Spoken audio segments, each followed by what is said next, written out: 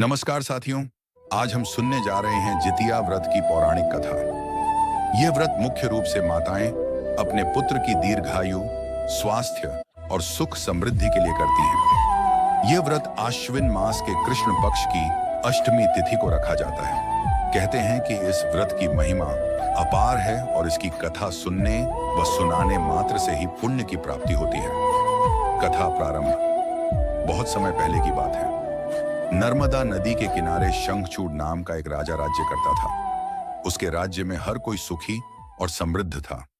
उसी समय गंधर्व कुल में जीमूत वाहन नाम का एक राजकुमार था। जीमूत वाहन दयालु, धर्मात्मा और करुणामयी स्वभाव का था। जब जीमूत वाहन ने देखा कि इस संसार में सब कुछ नश्वर है और एक दिन सबको मृत्यु का सामना करना ही है, तो उसने राज्य और ऐश्वर्य को त्याग कर वन में जाकर तपस्या करने का निश्चय किया। गरुड़ और नाग की कथा। एक बार जीमूत वाहन वन में विचरण कर रहा था। तभी उसने देखा कि एक वृद्धा बहुत दुखी होकर रो रही है। जीमूत वाहन ने उससे कारण पूछा तो वृद्धा ने बताया, मैं नागवंश की हूँ। हमारे कुल पर गरुड़ का श्राप है। रोज एक नाग को गरुड़ के भोजन के लिए जाना पड़ता है। आज मेरी इकलौती संतान की बारी है। कल तक मैं दूसरों की संतान को जाते देखती थी। आज मेरा बेटा बलि चढ़ने जा रहा है। जीमूत वाहन यह सुनकर करुणा से भर गया और बोला, माता, आप चिंता मत कीजिए।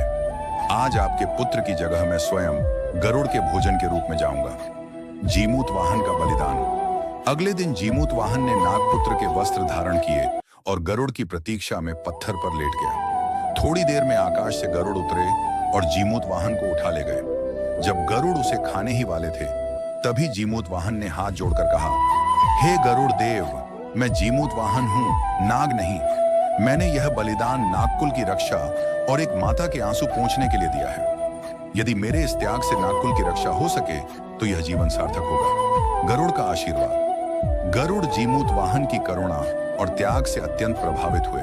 उन्होंने कहा, वत्स, तुम्हारा यह त्याग युगों युगों तक याद रखा जाएगा।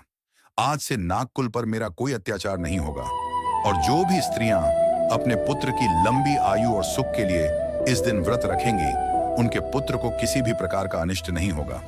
यह कहकर गरुड़ ने जीमूत वाहन को आशीर्वाद दिया और नागकुल को मृत्यु भय से मुक्त कर दिया। व्रत की महिमा। तभी से यह व्रत आरंभ हुआ।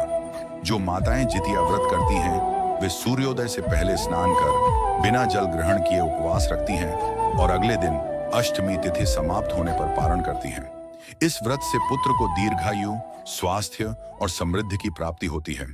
समापन।